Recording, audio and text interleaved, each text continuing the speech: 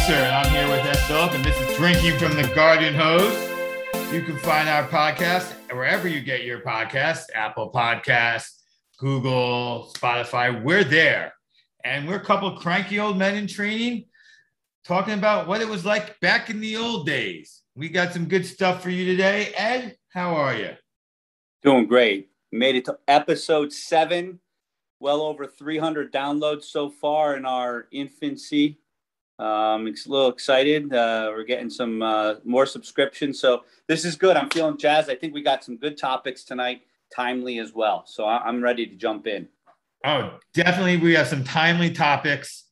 I know the first topic, you and I think are going to agree on. I think we're going to have some different opinions on our second topic, but let's start off with these gender reveal parties. They're new and I don't like them. That's the short story. Ed, where are you on gender reveal parties? So, no, I detest them. And I'm going to go as far as, we've talked about White Claw before, and you lose your man card if you drink White Claw. I'm telling you, you lose your man card if you participate in a gender reveal party. That is a fact. And I will say it out loud. I never participated in one. I've never attended one, and we're going to keep it that way. So, yeah. Obi, it's an understatement to say I'm not a fan. I just don't. I don't get it. I don't get it. Why do we have to come up with excuses to have parties? Just have a party. It's okay. Party. Absolutely. I totally agree with you. Like, if you want to get together. You don't need to, come over to my house, everyone, and find out what kind of baby I'm going to have. I don't care. I'm going to forget as soon as I leave the party what kind of baby you had anyway. If the party's good, I'm not going to know. So I want to be there. But here's the kicker about the party. It's not even just a party. It's a party that's made for video, right? So everyone has to dress up nice. It's always videotaped. Everyone except the bride and groom looks awkward and uncomfortable. And the bride and groom, I don't know, depending on how excited they are about it, they look awkward too. And then they just do stupid stuff. Like some of these people, and I did some research. We'll get into this. But there's been some really stupid stuff done on the gender reveal. And I don't know. Is that the goal, to be on, to get a Darwin Award when you're telling people what the sex of your baby is? So we should be careful because we have a podcast.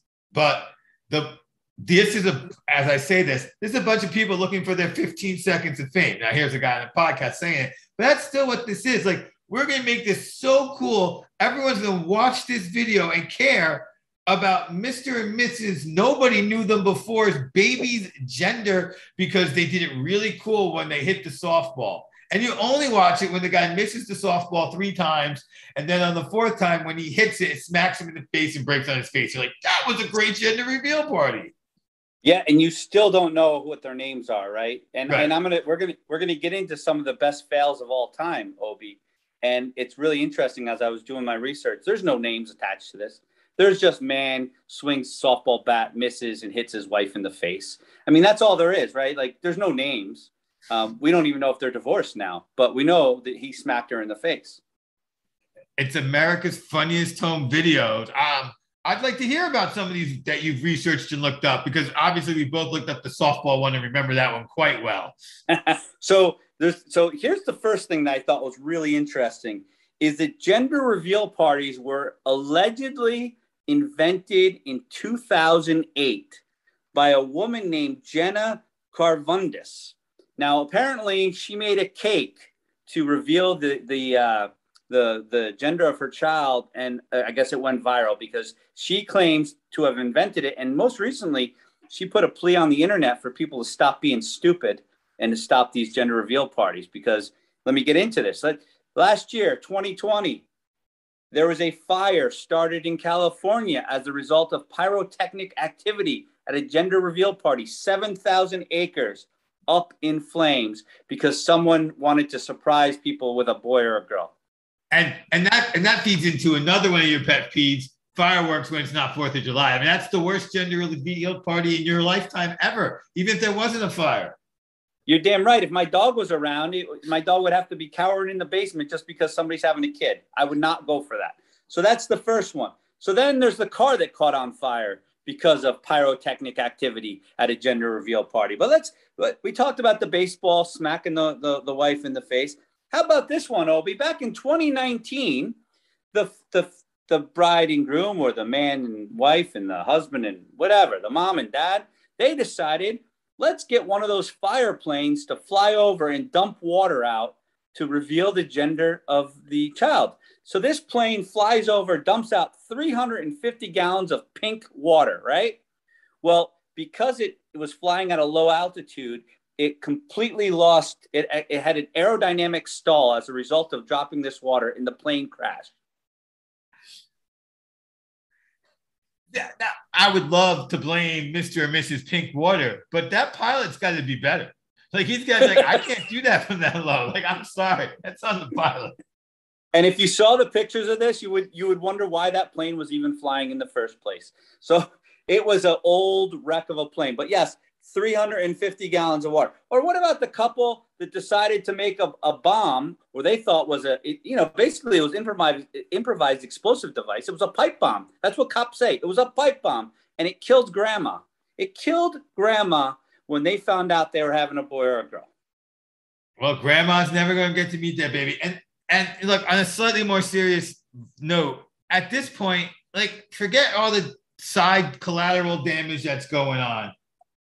I want to know, and like you said, we don't know who these people are. And it's been going on since 2008. There's got to be footage at this point. So that's 13 years. There's a 13, 12-year-old child running around right now who had a gender reveal party, and everybody remembers that they were born a boy or they were born a girl, and now they're having issues and deciding that they're not properly gender identified. So you got that going on too, and that's only going to add to the craziness of this. Yeah, there's my gender reveal party. No, that's not me. Well, what about the baby boys that have a small weenie when they're in the womb and the ultrasound doesn't pick it up, and they tell everyone it's a girl and it comes out a boy? I mean, come on, that just causes confusion. I thought you were having a boy. Yeah. Right, because we know those ultrasounds are not 100% accurate. We do know that. We do. And, because it's funny, because that's the other side. When I was having my children, both of them, I decided I wanted to know what the gender was, and we found out they were both boys. Well, we did not need that additional surprise when they were born. We wanted the room prepped. So now you have people who not only they want to know, but they want everyone to know as quickly as possible and as gregariously as possible. Are there still people who are just like, we're not going to find out? The gender reveal party, we're not telling you. We're glad we had you here for a party.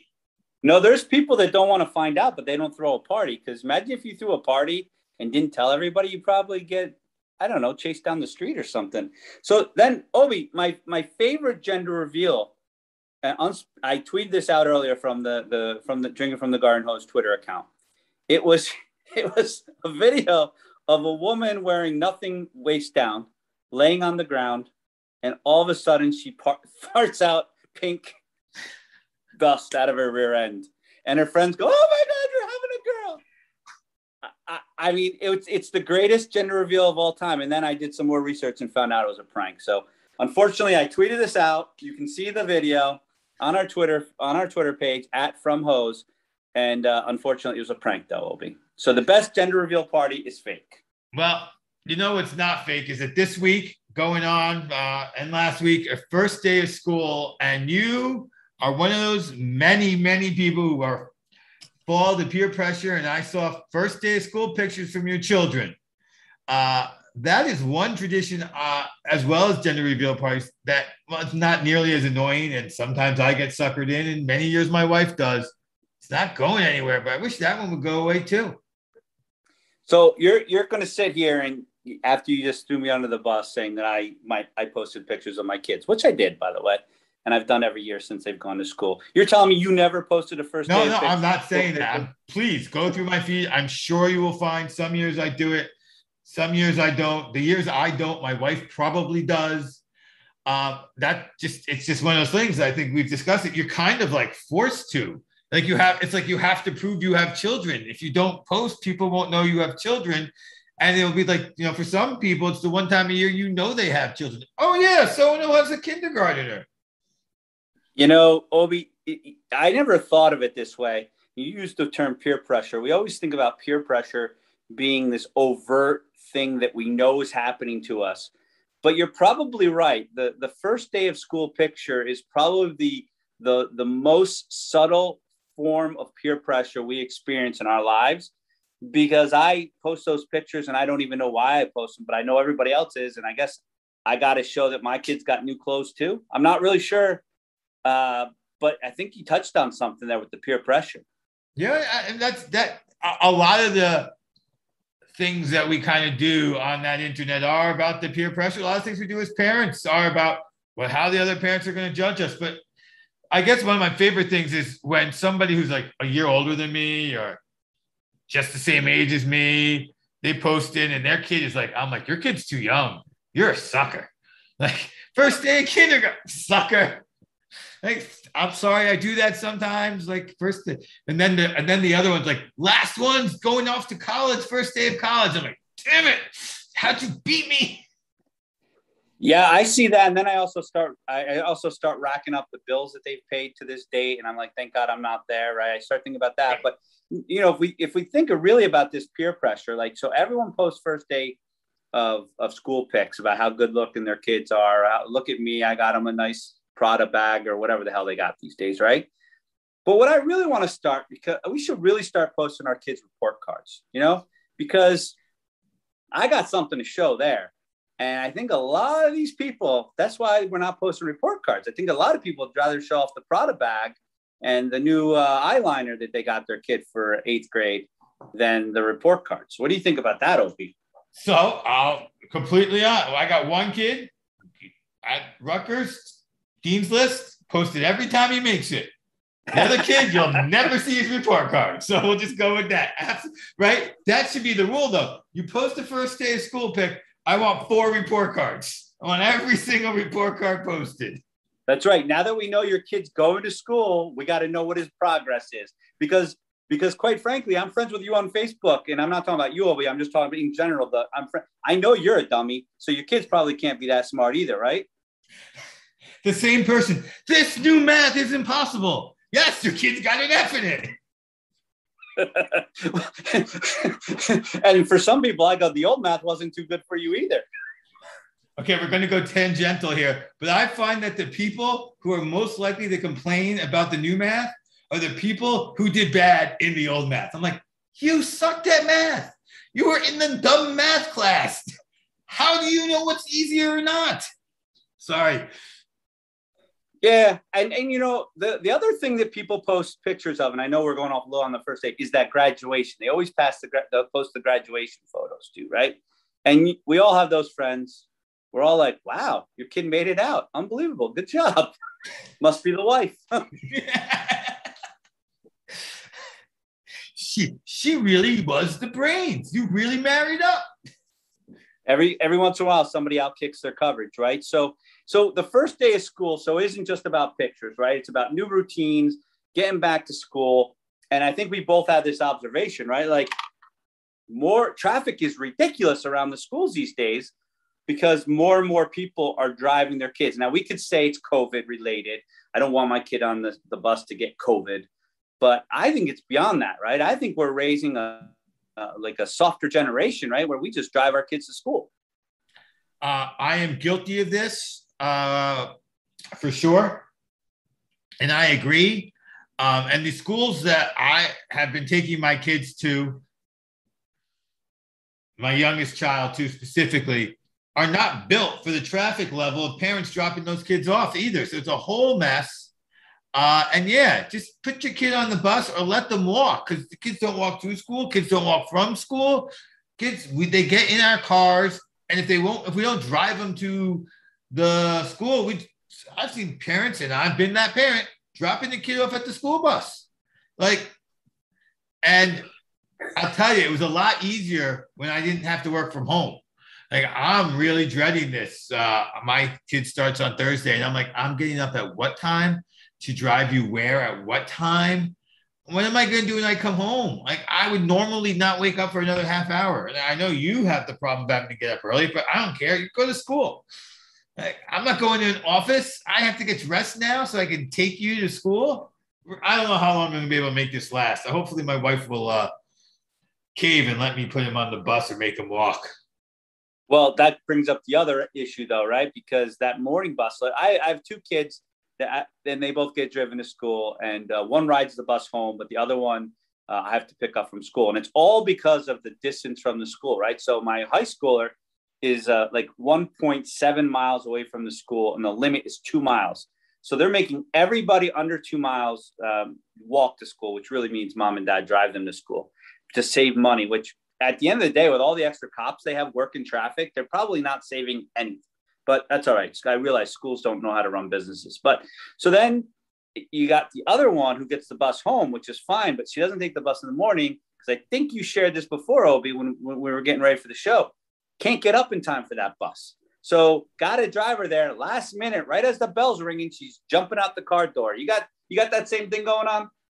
So my youngest has always been a bus getting to school on time problem child. But his last year of middle school, he knew he got up too late for the bus, but on time to get to school. Like, I could not get him. Like, I would see the bus at his bus stop. I'd be like, if we get there, there's kids waiting, you're getting off. Nope. And I wouldn't pass the bus, but the bus would go into a road and come out and go to another, do a stop and come out. And I would go straight, and I would get to the next bus, whatever bus stop, and those kids would still be waiting for his bus. So we'd get to school before his bus, but he'd miss his bus stop. And he was good. I mean, kudos to him for planning it that way. And, part of me didn't care because I stopped and dropped him off to school, and the school was on my way to the office. But yeah, wake up problem with that kid. And this year, like, I've already started getting him up. Like I said, we start on Thursday. I'm already waking him up first thing every morning this week. Like, get up. This is what time you have to get up on Thursday. Traffic is out of control. And, but the school bus, and I'm surprised your son doesn't want to ride the school bus. When I was younger, my cousin and my brother, they were about like 7 years old. And I walked into the room one night, they were having a sleepover at my house. So, I was about 12 or 13, and they were jumping up and down on their bed, butt naked, whacking them, kind of whacking themselves, talking about playing guitar. They're playing guitar, like, it wasn't air guitar though. It wasn't air guitar. They were making contact. And of course, I'm like, what the hell? And I go, Ma! And my mom comes running down. And of course, it was my cousin that started this problem. And we asked him, where the hell did you learn this one? Because this was a unique way to play guitar. I learned it on the back of the school bus. So I'll tell you, the back of the school bus is where you learn some of the best stuff. If you think that's the best stuff. But yes, I just told a story. It's a pretty damn good one, too. It's a good story for the Looker Honors. But, next time your brother posts something online I don't like, I'll ask him to show me his guitar playing. That's right. And remember, it was my cousin who may or may not have done the theme song to our podcast. Oh, wow. No, well, now we know where he started playing guitar. Exactly. No, I had some good times on the bus. I was not on the bus much. I walked to elementary school. I rode my bike to middle and high school. And then towards the end of high school, I don't remember exactly when, I noticed that two friends of mine right down the street were getting rides. They were carpooling. And I wasn't involved in the carpool. I was like, excuse me, why are you guys carpooling without me? Well, we got to go to school early because we're on math team. That's why I joined math team. Because it was worth it for the ride to get that to get the ride, cred, to get the ride to school. But not my parents. They did not believe in driving us to school. Yeah, that's that. My older daughter needs to get that friend that can drive to school. She's almost she's of age to get her license as well. We got to get her the ability to drive to school, and then I can get out of that. So we're looking forward to that. But when we talk about going back to school, Obi, what are some things we were talking about before that just don't seem to happen anymore when it's related to school? Whatever happened to 3 o'clock high, Obi? Oh my goodness, 3 o'clock high, where men could be men and men could be men. Or, we are so violent adverse, so worried about bullying that sometimes we overdo it and we don't let two people handle things that way anymore at all. And I'm not saying violence is the answer. I'm just saying violence is not always not the answer. Sometimes it works out. I had 1 or 2 3 o'clock high incidents, and I'm actually still friendly with most of those people who were involved in those instances. And I saw some things that would make Dana White proud at 3 o'clock high. I bet you've heard some stories about some 3 o'clock high and seen some 3 o'clock high stuff. Yeah, just so people understand, they may not understand or maybe didn't see the movie 3 o'clock high, right? 3 o'clock high is when if you had a beef with somebody, you met up at 3 o'clock when school got out, outside, no teachers, just a circle of people, and you duked it out, right? And you settled it. You settled the old way, right? With bare knuckles, right? So 3 o'clock high. So, I think a couple of reasons why 3 o'clock high doesn't happen anymore is because mom and dad are at the school to pick Johnny up, right? So how can you fight if mom and dad are honking the horn and saying, come over here, get in the car, right? So you can't fight when there's a line of parents there, right? That's one. Number two, a lot of schools, and don't get me wrong, I understand why they're there, but there's security guards or even cops in a lot of schools. You're not going to go fight Johnny outside when there's a cop right there, right? Because, that's just probably not a smart thing to do, right? So I think that's another reason why there's no 3 o'clock high, right? But I will tell you, it still does happen, right? So a couple of years ago, I'm going to name drop here, but, and I'll probably get sued for this, but I'm going to name drop. But in school, a famous person was famous. You know what? I probably will get sued, so I'm not going to use the name. But let's just put it this way: one of the most well-known TikTokers went to middle school with my daughter and was involved in a 3 o'clock high fight. So there was a fight after school, and my daughter witnessed this TikToker getting into it, and she handled herself pretty well from the stories I heard. Very good to know. Don't mess with TikTokers. They can throw punches. They'll throw down. They'll tick you and talk you. Well, now they just throw digital punches, and they'll shut down your rally. I think what they do is they buy a lot of tickets to your rallies, right? So that no one shows up because it's sold out. That's a TikTok tactic. Wow, saying that 3 times fast for sure. Buy the tickets up for the free rallies, or submit false information claims on various websites. Just keep. Oh yeah, that's the big one they're doing now too. So right, so that's why I shied away. I was going to say the name, and then I'm like, you know what? I'm going to get myself screwed here. That's like if you start going after like Taylor Swift or Britney Spears as well, right? You're just asking for a world of hurt if you do that. Yes, we love Taylor Swift. We love Britney Spears here. We love Queen Bee, Beyonce. #1 fans right here. Hey, and for the heck of it, we love Taylor Smith too, just in case, right? Cover all bases. Just in case she hits it big in the next 2 years. We're the first generation Smithies. This is a good one. Absolutely. Thank you for chatting with me tonight, Ed. And nobody else knows because it will come out on time, but I did have my troubles this evening, but we got it taken care of. I was probably late because, as we say, the charm is that we suck. I'm Obi, that's Ed, and this has been Drinking from the Garden Hose.